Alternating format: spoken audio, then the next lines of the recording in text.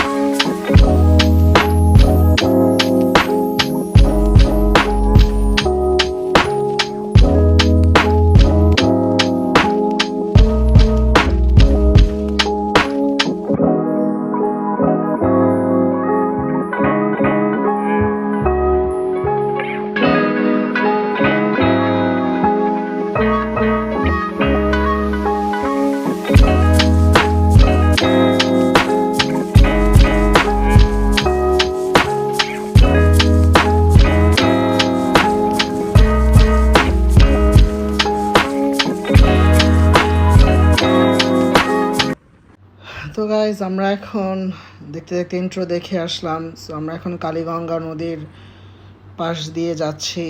তো এখানকার ওয়েদারটা অনেক ভালো ছিল এবং এর মধ্যে ওয়েদারটা অনেক বেশি গরম পড়েছিল, তবুও বাতাসটা খুবই ভালো লাগছিল। এবং এই নদীর পাড়ে সবাই এসে বসে যখন এই পাড়াগ্রাম হাটে যায়। তো আমরা ভিউটাই দেখতে দেখতে এনজয় করতে করতে যাচ্ছিলাম পাড়াগ্রামের দিকে এবং সামনেই একটা ছোট ব্রিজ। এই ব্রিজের এখানে এত পরিমাণে ট্রাফিক, এর মানেই বোঝা যাচ্ছে যে আজকের পাড়াগ্রাম হাট কতটা জমজমাট হয়ে উঠেছে। অন্য শনিবারে এত বেশি জ্যাম আমাদের চোখে পড়েনি, কিন্তু এই প্রথমবারের মতো দেখছি আমরা অনেক পরিমাণে ট্রাফিক। তো বোঝাই যাচ্ছে যে হাটে গরু অনেক বেশি কেনা বেচা হচ্ছে, সেল হচ্ছে। এবং আমাদের মতো যারা অনেকেই ঘুরতে এসেছে এবং অনেকেই কিনতে এসেছে। তো আমরাও দেখতে দেখতে যাচ্ছিলাম এবং একের পর এক পিক আপে দেখছিলাম গরু। তো আমরাও দেখছিলাম, এনজয় করতে করতে আমরা আগাচ্ছিলাম, কিন্তু অনেক পরিমাণে ট্রাফিক ছিল। তারপরে ধৈর্য ধরে আগাচ্ছিলাম কারণ অনেক পরিমাণে গরম ছিল। তো এই যেখানে অনেকগুলো লাল গরু যাচ্ছে এবং একটা কালো মহিষ দেখা যাচ্ছে। তো আমরা এনজয় করতে করতে যাচ্ছি। এর মধ্যে কলাতিয়া হজরতপুর উচ্চ বিদ্যালয়, এখানে আমরা চলে এসেছি। আর কিছুক্ষণের মধ্যেই আমরা ট্রাফিক আটকিয়ে আছি, কিছুক্ষণের মধ্যেই আমরা পাড়াগ্রামে পৌঁছে যাব। বাইক দিয়ে এসেছি তাই খুব দ্রুত যেতে পারছি। এবং বলতে না বলতেই আমরা হজরতপুর পাড়াগ্রামে চলে এসেছি এবং আদিলকে দেখা যাচ্ছে।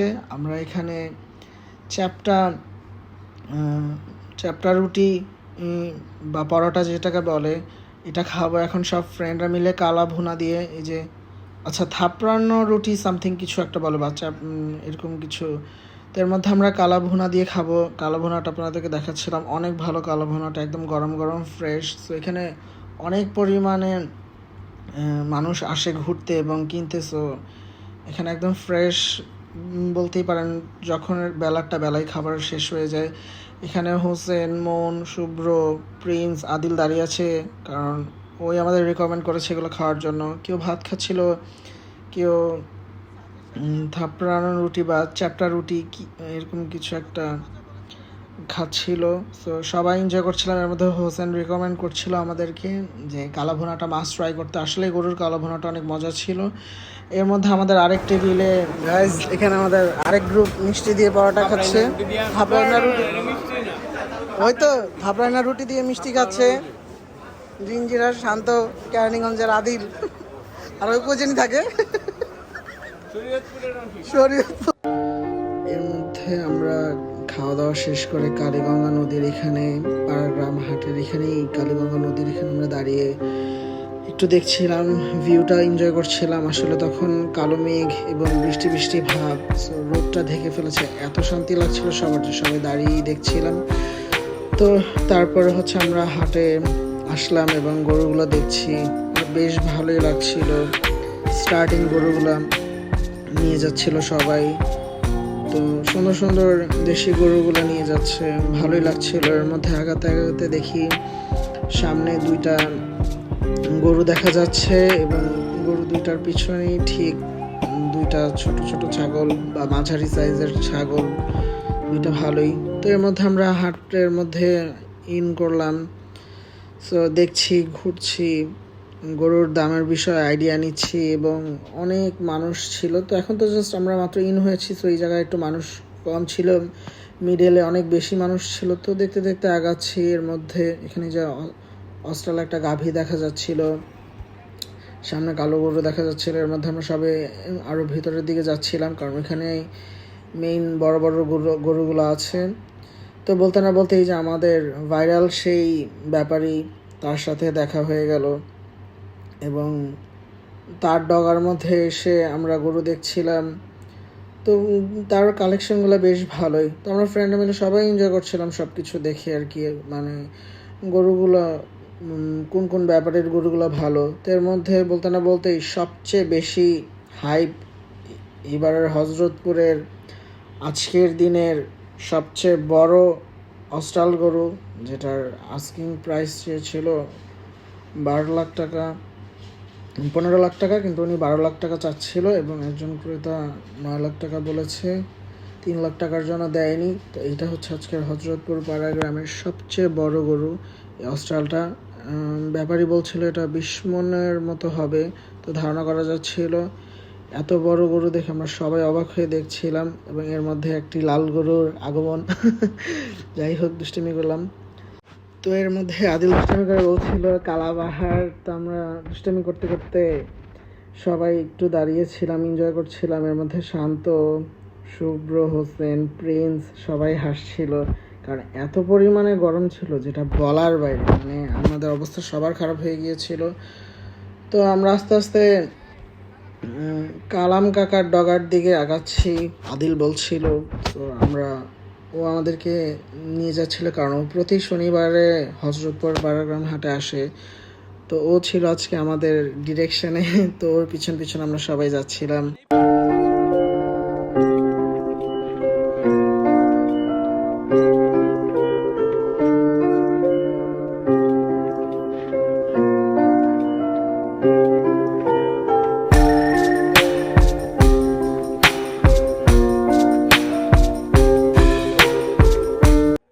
তো গাইজ আমরা যাচ্ছিলাম আদিলের পিছনে পিছনে, আদিল একটা গরুর দাম করবে, তো ওইটা দেখে আমিও আসছিলাম ওর দিকে।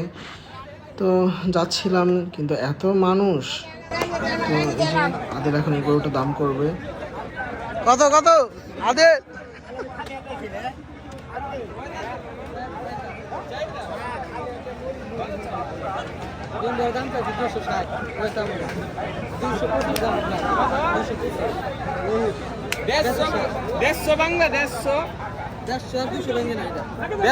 তো আপনারা দেখতেই পেলেন যে আদিলকে বললো যে 150 বা 200 মধ্যের গরু না, মানে এটা প্লাস চাচ্ছিল তারা। যাই হোক, আমরা পাশের আরেকটা ডগায়, এটাকে পাকড়ার ডগা বলে, তো কিছু শাহিওয়ালার পাকড়া ছিল এখানে, বেশিরভাগ পাকড়াই এক্সক্লুসিভ ছিল। তো দেখতে পাচ্ছি অনেক বড় বড় পাকড়া দেখা যাচ্ছে। তো এক একটা 8 থেকে 9 মনের পাকড়া ছিল, যদিও এগুলো আমার ক্যামেরাতে বোঝা যাচ্ছিল না, আসলে এগুলার ওয়েট 8-9 মন কিংবা 10 মন। তো বেশ ভালোই গরু ছিল। তো গরুগুলো দেখছিলাম। তো এর মধ্যে আদিলের চোখে একটি গরু পড়লো পাশেই। তো এই গরুটা এখন দামাদামি করবে, ও জিজ্ঞেস করছিল কয় দাঁত।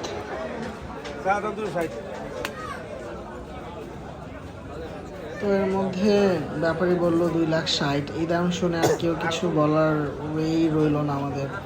তো আমার ফ্রেন্ডের যে টার্গেট ছিল সে টার্গেট থেকে উনি বেশি বলছিল। আসলে 2,60,000-এর গরু না, তবুও 2,60,000 চাচ্ছিল। তো এই কারণে আসলে একটু হতাশাই বলতে পারেন। তো আমাদের পাশেই একটা পাকড়া গরু একজন দেখছিলেন, একজন কাস্টমারকে দেখাচ্ছিল। তো আমরা পাশ দিয়ে দেখলাম বেশ পাকড়াটা বেশ পাগলা পাগলা টাইপের ছিল। তো এর মধ্যে আমরা আরেকটা পাকড়ার সাথে সবাই দুষ্টামি করছিলাম, কেউ ধরে ছবি তুলছিল। তো এই দুষ্টামি ফাজলামি করছিলাম। আবার সবাই ক্যামেরা দেখে আসছিল, ডাকছিলাম আসো, দুষ্টামি করতে করতে। কিন্তু পাকড়াটা মাশাআল্লাহ অনেক বেশি সুন্দর ছিল, অনেক। তো এর মধ্যে সামনে দেখছিলাম একটা গরু ক্রেতা বিক্রেতার কারণে অনেক মানুষ জড়ো হয়ে গিয়েছে, কিন্তু ব্যাপারী কোনোভাবেই দিচ্ছিল না গরুটা। তো এর মধ্যে আমাদের মধ্যে সবাই একজন আরেকজনকে ধাক্কা দিচ্ছিল, একটু দুষ্টামি করছিল।